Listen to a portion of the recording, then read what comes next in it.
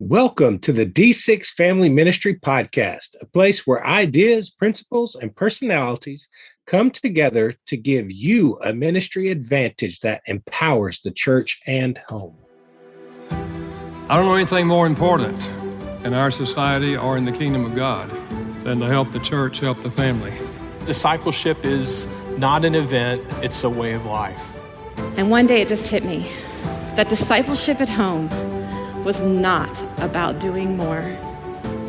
It was about inviting Christ into what we were already doing. The goal of family ministry is not families sitting on the couch holding hands and singing Kumbaya. The ultimate goal is families that love God, love people, and make disciples of all peoples. So that's why you're here. You're here to say 1 hour a week, as significant and as awesome as it is, we know that it's not enough and we want to be intentional with every hour. You're listening to the D6 Podcast. Here are your hosts, Marianne Howard, Ron Hunter, and Josh Wooten.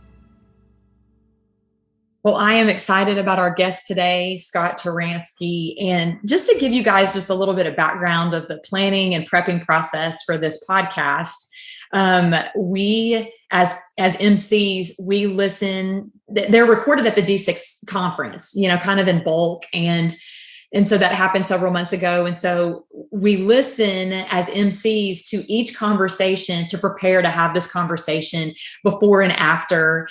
And you guys, I'll be honest, we're back into the school routine now. And I'm sitting in the car line. And this is kind of where I, spend time learning and growing. And so I am in the car line to my son's middle school. And I listened to Scott Turansky, and I'll just tell you, in this season right now that you're listening to this, it's the beginning of the school year. So I want you to understand, moms and dads that do car line, it's nothing short of LA traffic. Okay. It is crazy. So I'm sitting in the car line, I'm getting there early, and I'm listening to Scott Turansky's challenge in this podcast. And you guys, it stopped me in my tracks as a parent. And I'm going to try not to get emotional because there were just some things that I really needed to hear. And it caught my heart. And so much so that I clogged the car line because I was writing. And Scott speaks very fast and he spits fire. Yes, so he does. Get ready because you're going to have a lot to write. You're going to have a lot of things to think about. And I stopped the car line to where 3 people honked at me to get my attention, to get me back into the car line mode to pick up my kid. And so today he is really going to tackle parenting the heart and not just the behavior. And so guys, we need to buckle up for what he has for us, because I don't know about you guys, but we hear that a lot because we're in ministry and we're parents, parenting the heart versus parenting the behavior. Could I just throw out to you guys really quick, why do we focus so much on their behavior and sometimes get detached from their heart? I know for me personally, it is because a lot of times, to be honest, ministry can be a little overwhelming at times and busy. And I hate to say the lack of time because it's not, we have the same 24 hours, but sometimes I am so laser focused on what is going on in my job or at the church that it is almost a distraction when my kids would get out of line. And it is almost, I almost view it as something else, another issue or challenge that I'm having to just solve. And I want to just attack the issue and then move right along, and realizing that that is not the healthy way to do it at all. And I have, since still in the learning process, but trying to realize, and my wife is a good reminder, with everybody, that the heart connection trumps everything else. They're not going to listen to anything you say or take anything you say with any credence unless you have got that heart connection and then they know you truly care. That is when you really can make a difference in the behavior. So I think sometimes we jump in to correct their behavior because we're embarrassed by their behavior rather than trying to encourage them to have the right reaction to Jesus Christ or other people around them. It's more about us than it is about them. That's one of the challenges we have. And when we do that, then we're teaching a performance legalistic approach where let's walk into church and be the Pharisee, where we look like we got it all together and we pray this great prayer and we act a certain way, but it's not in our heart. And it's a major challenge. Scott is, as you said, Marianne, super, super laser focused at getting to the real problem, the real issue, and uses that term, so hard issues and so forth in this. I've always been blown away by his insightfulness, his expertise. First time I heard him speak, I remember he was sitting in the back of a room where various ministry leaders were all brainstorming in this small international summit, if you would. And there were about 50 people in the room, and he spoke up, and so many people had been speaking, and I was kind of zoning out, taking notes here and there, daydreaming. But when Scott began to speak, my whole body turned and began to listen to what he said. I'm like, this guy is not wasting words. And I think that's what our listeners are going to get today. So let's jump in and listen to Scott Turansky.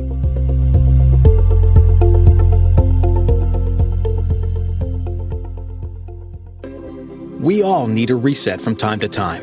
When disruption comes, the shock, confusion, and stress can often cause leaders to misjudge priorities. Coming out of a crisis requires us to evaluate what has changed and what we should do to move forward. That's why we chose the theme Reset for the upcoming D6 conference. We want to help you not only value the past, but also look forward, and equally important, take the time to properly evaluate without making hasty predictions. In a culture marked by generational challenges and conflicts, ministry leaders, parents, and volunteers need solid resources to help them navigate a complex and ever-changing terrain.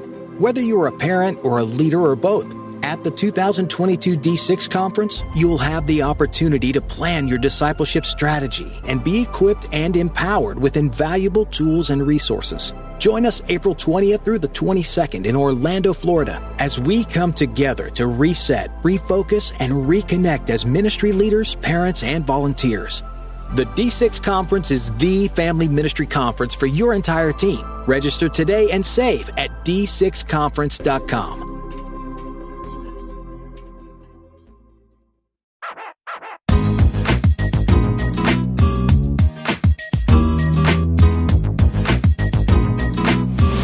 Are joined today by Dr. Scott Turansky, who is married to Carrie, and they have 5 children and 6 grandchildren. Scott has been a pastor for over 40 years. He co-leads the National Center for Biblical Parenting, and they have trained over 200 coaches to work with parents directly. They also equip churches to develop their parent discipleship ministries. Dr. Turansky, thank you so much for being with us today. Casey, it's great to be with you. Thanks for having me here. Let's just jump right in. I want to talk about parenting, and particularly sometimes when our own kids are difficult. Great. Good. You know, the times that my kids get on my nerves the most are when they are acting most like me, truthfully. And in most cases, we're looking at pride. Yes. When I look at myself in the mirror, I am disappointed when I see how much pride I have, and how much of that has been passed on to my kids, and they're acting that way too. And I think it shows itself differently sometimes in children. Pride does. How can we as parents tell when pride reveals itself in children? What does that look like as they're acting it out? One of the ways that in our coaching program that we have identified pride is that it has a cyclone effect that takes place in a child's life. It starts this way. You try to correct a child, and the child doesn't take responsibility, but blames the problem on other people. Now that's an on-ramp into the cycle. This cyclone creates significant issues for children. But the next thing that happens is that then they start feeling like a victim.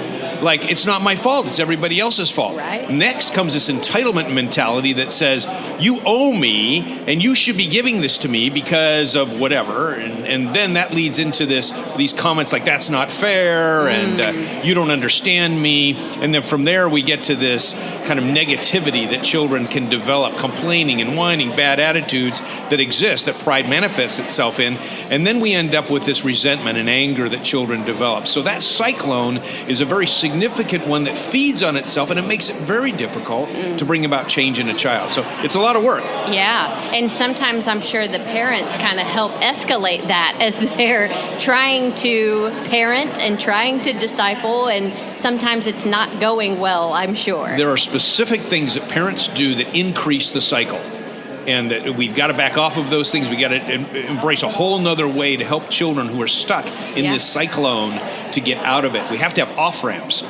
Can you give us some of those do's and don'ts as parents? Like when we see that entry, or like you're saying, into the cyclone, what are some things we can look for to say, okay, I need to be sure to de-escalate this? Like how can I de-escalate? How can I not contribute to the escalation of the cyclone of pride? Sure, we have a whole list of things that parents do that contribute to the cyclone effect in children. One of them, let's just take a practical example of arguing with kids when they are being off track. When kids are off track in one form or another, we continue to dialogue with them as if they were on track. So we're still trying to get things done, but the child's being abusive or mean or arguing or doing something that's inappropriate in the process. And so our continued dialogue with them often validates their inappropriate actions. So we have to stop the process. So let's talk about the difference between process and the issue. Because the child wants to continue to talk about the dirty shirt he can't wear for the third day in a row, or he wants to talk about the movie he can't watch, or why he can't go to that party on Friday night, whatever it is. And when parents continue to dialogue when the child is off track, we end up with a significant problem. Parents need to stop and parent differently when a child's off track than when we're trying to get things done. Right. So if parents understand that, they can stop, separate, and move in a different direction. That's just one of many examples that parents use that contribute to the cyclone effect in children. Do you have any strategies to share with parents? Like if you say we have to parent differently, well, what could that look like? Can you give me an example? It's very important for us to be strategic and practical with parents, either in our own parenting or certainly in the parents we work with as we're in our Sunday school program and so on. As we're training parents, we have to be practical. They need to know exactly what to do, not what not to do.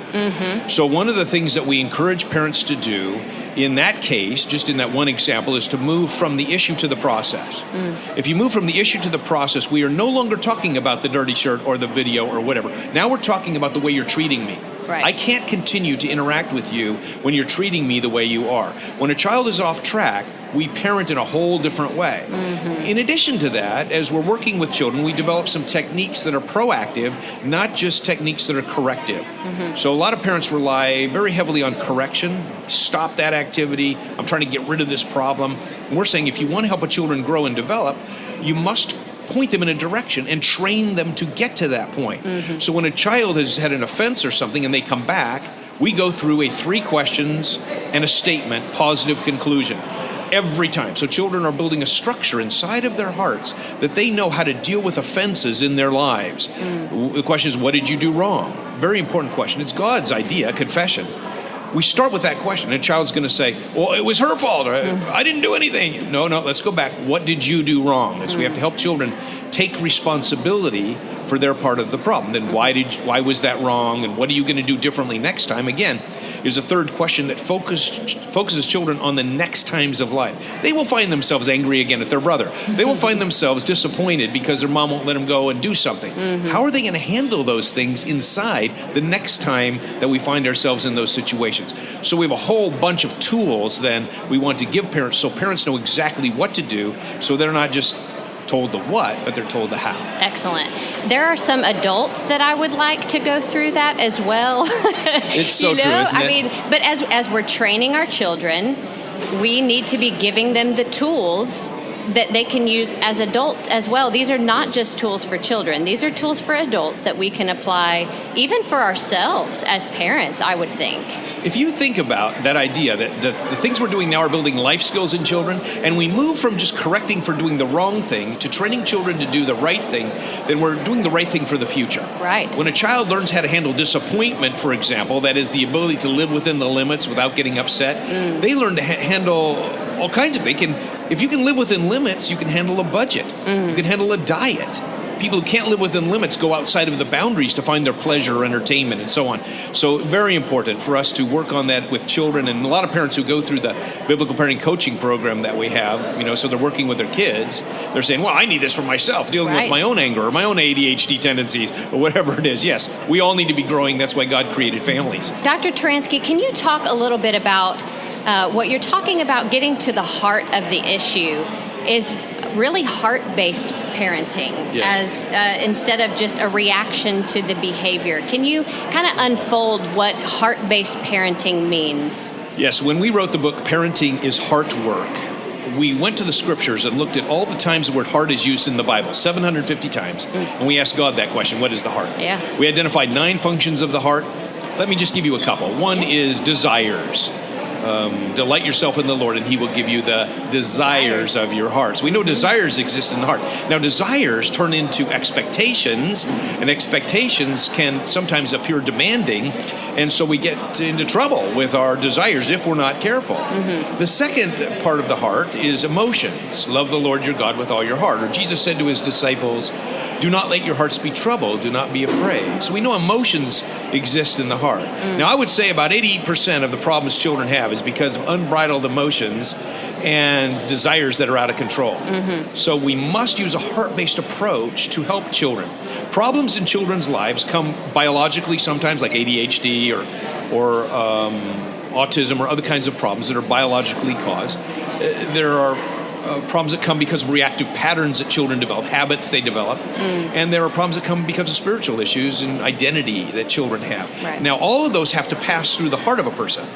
No matter what the cause of the problem, it has to pass through their heart before it comes out. That's what Jesus taught us. It's out of the heart that the mouth speaks. So we're going to outfit that heart to be able to deal with any kind of stimulation, any kind of trigger, any kind of challenge that a child's experiencing. We want the heart to be the governor, the place where a child can process things well so that they come out of the heart and we see the fruit, really, is what Jesus said. It's like the tree. The heart is like the trunk of the tree, and the fruit is like the branches and the leaves and the flowers and so on. So we want our children to have that, but we've got to work on the heart, which means we've got to change the way we parent. We can't parent the same old way. We've got to focus in on the heart to do that. Absolutely. And you know, at D6, we're all about discipleship. Yes. So how do you think these two things go hand in hand? So what we want to do with children is we want to practice in training every day this change of heart. What does it look like? So what we've done is we've taken the sanctification process. This is how God changes his children. He moves us from point A to point B. And we bring that down to the parent-child relationship.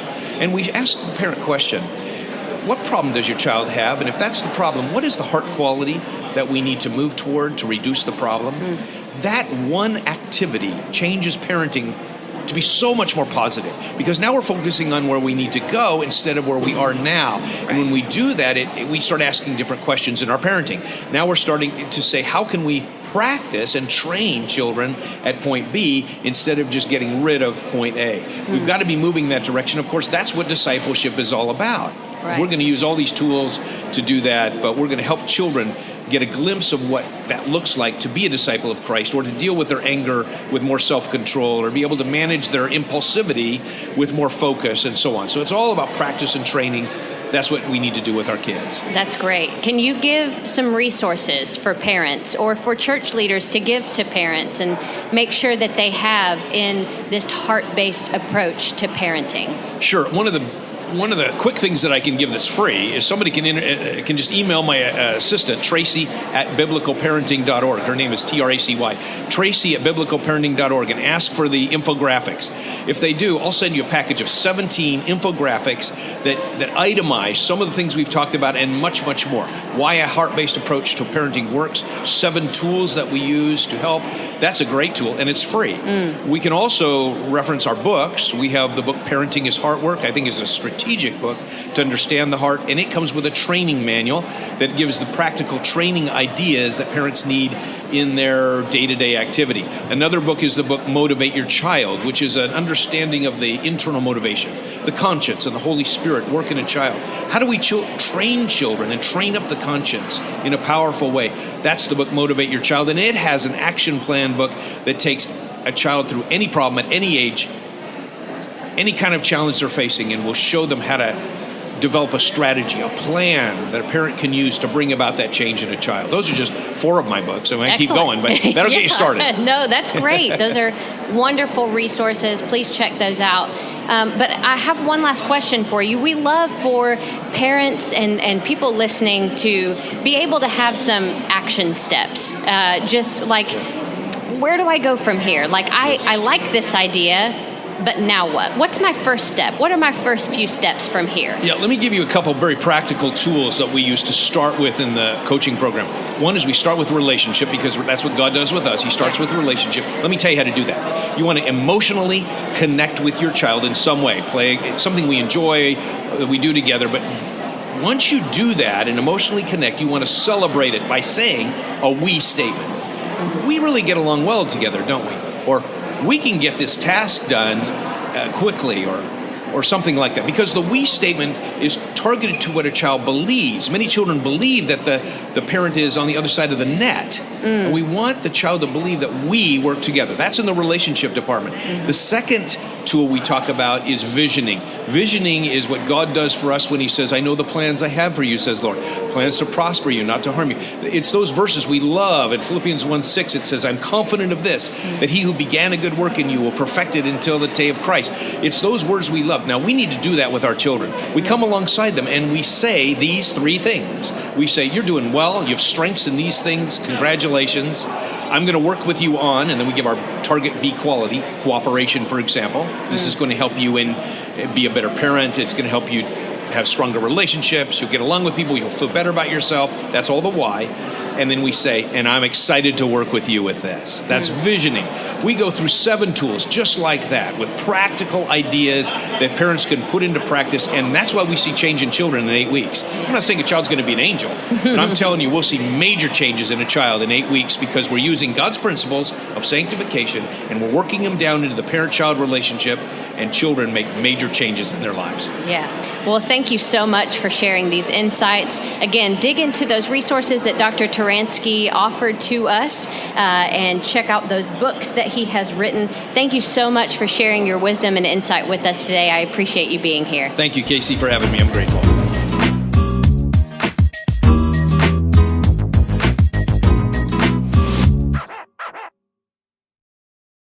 Splink is a simple way to help families in your church link together spiritually. It comes as a free weekly email with ideas that parents can use to have fun, make memories, and talk with their kids. Those teachable moments give moms and dads opportunity to share spiritual truths and life lessons.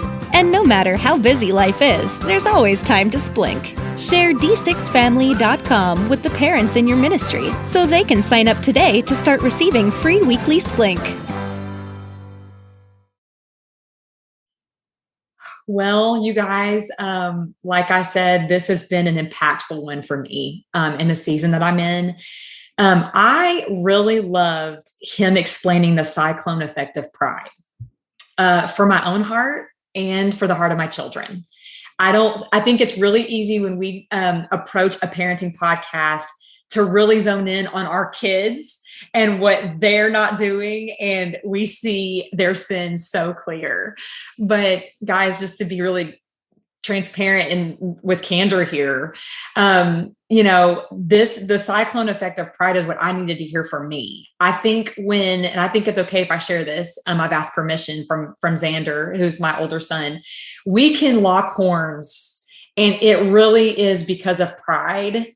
We're both in the cyclone of pride. And when he talked about you need to stop the dialogue because it validates actions, that stopped me in my tracks, you guys. Like, instead of me just beating a dead horse with him, moms, you know what I'm saying, okay? It's like, I'll say it several times. My husband will say it once and they will obey.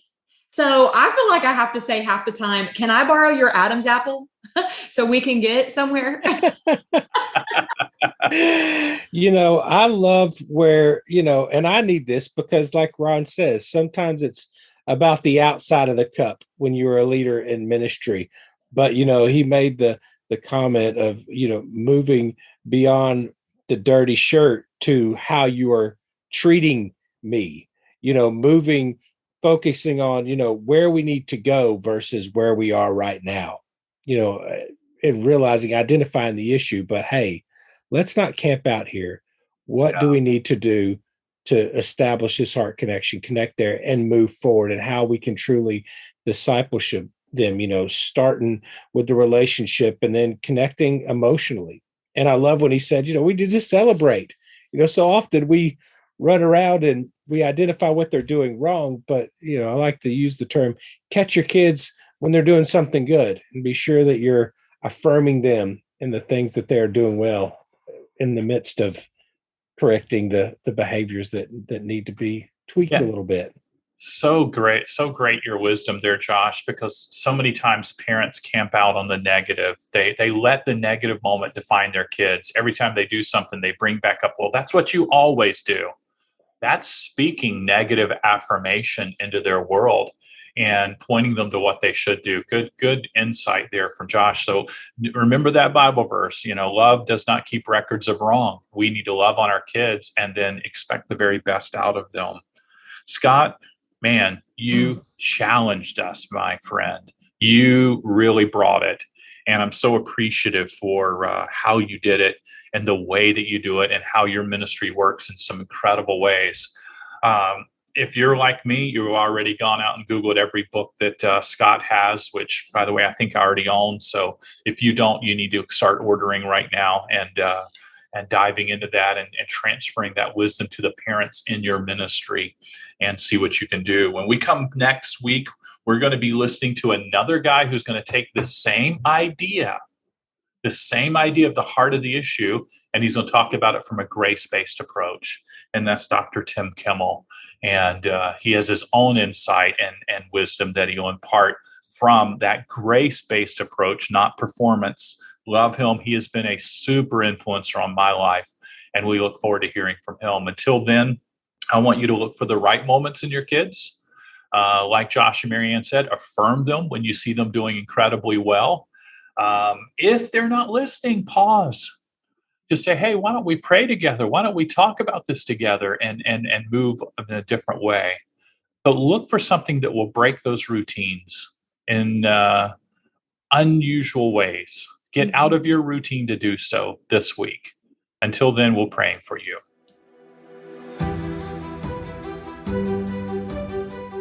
You've been listening to the D6 Podcast. You can learn more about D6 at d6family.com.